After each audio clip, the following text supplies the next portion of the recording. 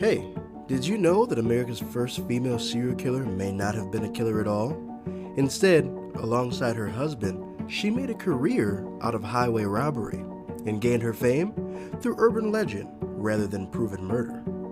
Whether or not this story is fact or fiction, I'm going to leave that up to you. This is the story of Lavinia Fisher, America's first female serial killer that wasn't.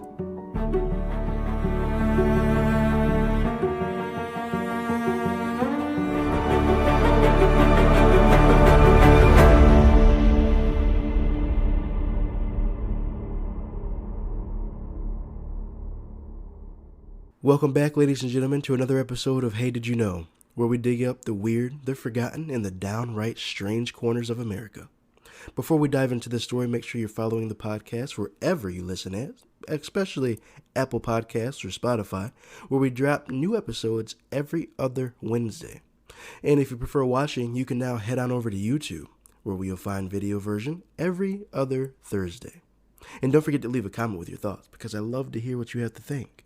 And I might even feature it in a future episode. If you've ever visited Charleston, there's a good chance you've found yourself blocking traffic on a horse-drawn carriage tour, or shuffling through dimly lit streets at night with a group of strangers on a ghost tour. Either way, sooner or later you'll hear the same terrifying stories. And this one is about Lavinia Fisher. According to local legend, Lavinia Fisher and her husband John ran an inn known as the 6 Mile Wayfarer House, located 6 miles north of Charleston. Lavinia, the story goes, was charming, beautiful, and disarmingly kind. She welcomed travelers warmly, often flirting with male guests and making them feel right at home. Before bed, she would often offer them a cup of tea, but this wasn't just any cup of tea. It was her own special blend, brewed with a deadly secret ingredient, oleander. The tea would lull them into a deep sleep, and once they were helpless, John would then enter the room and stab them to death. Their bodies were then dragged down to the cellar, where no one would ever find them. For years, travelers vanished along the road near the 6 Mile house, and no one could figure out why. That was until one night, when a guest named John Peoples stayed at the inn. And unlike others, he didn't really care for tea. Lavinia and her husband supposedly set their usual trap.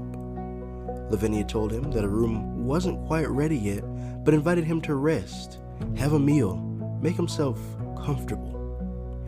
As he ate, she asked him the standard questions: where he was headed, what kind of work he did, whether or not anybody would be expecting him. Eventually, Lavinia offered him a cup of tea. Being nice, Peoples accepted it, but when she turned away, he quietly poured it out. As the night went on, the questions continued, and Peoples began to feel uneasy. After some time, Lavinia told him the room had finally become available. Already suspicious, Peoples agreed to take it, but instead of lying down in the bed, he chose to sit in a chair near the door. Sometime in the middle of the night, he woke to a sudden movement. According to the story, the bed dropped straight through the floor, disappearing into darkness below. People didn't wait to find out what came next. He leapt out the window and ran straight to the authorities, choosing escape over discovering what the Fishers had planned for him.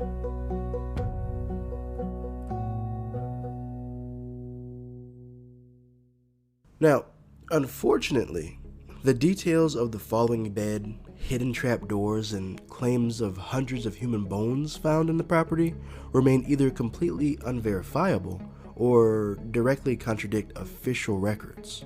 Most of what we know about Lavinia Fisher actually comes from over-dramatized newspaper accounts written decades after her death. These early 19th century reports exaggerated her whole role in the alleged murders, catering to thrill-seeking readers rather than historical accuracy. During my research, I found a particularly influential article published by the Abbeville Press and Banner. The article, dated February 17, 1897, boldly claimed that this version of events was the only full and true account ever written about Lavinia Fisher. Another story that appears in the newspaper article and shows up consistently in other retellings is a shorter account involving a man named David Ross. According to the story, Charleston's town leaders decided to investigate the growing number of disappearances and formed a small posse to search the road outside the city. When most of the group eventually returned to Charleston, the posse left one man to stand watch along the road, that man being David Ross. That night, the story claims, 2 members of Fisher's gang ambushed Ross, beating him and dragging him to where the rest of the group had gathered. As the legend goes, Ross actually recognized Lavinia and begged her for help. Instead, she attacked him, choking him and slamming his head through a nearby window. During the struggle, Ross managed to break free.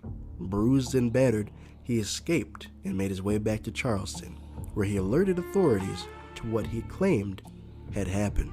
According to surviving accounts, once David Ross alerted authorities, officers swarmed 6 Mile House and found Lavinia, John, and several other accomplices heavily armed, but badly outnumbered. And with no real chance of escape, they surrendered. When authorities did enter the house, they found stolen goods, which was of course signs of robbery, but no bodies. The house itself was eventually ordered to be burned down. Lavinia and John spent their final days living at the old Charleston jail. As husband and wife, they were allowed to share a single jail cell while awaiting their execution, so that was something. But that decision might not have been the wisest, because during their confinement, the couple attempted to escape using a rope that they had fashioned from old prison linens. John made it out, but Lavinia, she wasn't as lucky. The rope snapped, leaving her trapped inside the cell.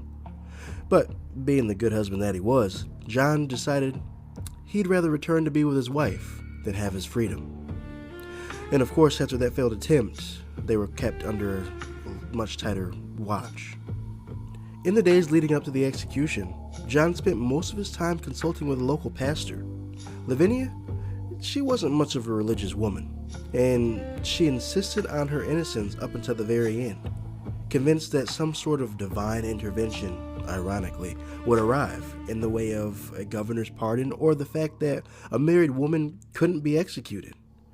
Well, when the judge had heard that she was trying to raise that argument, he said one simple thing: John would hang first. Because while the law forbade the execution of a married woman, it had no restriction to widows.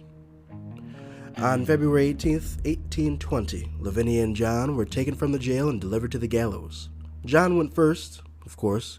He prayed quietly with the minister and attempted to plead his case before the crowd, and ultimately he asked for forgiveness before he was hanged. Lavinia, she didn't go that quietly. Guards were forced to drag her to the scaffold as she begged and pleaded and hoped that somebody in the crowd would help her out.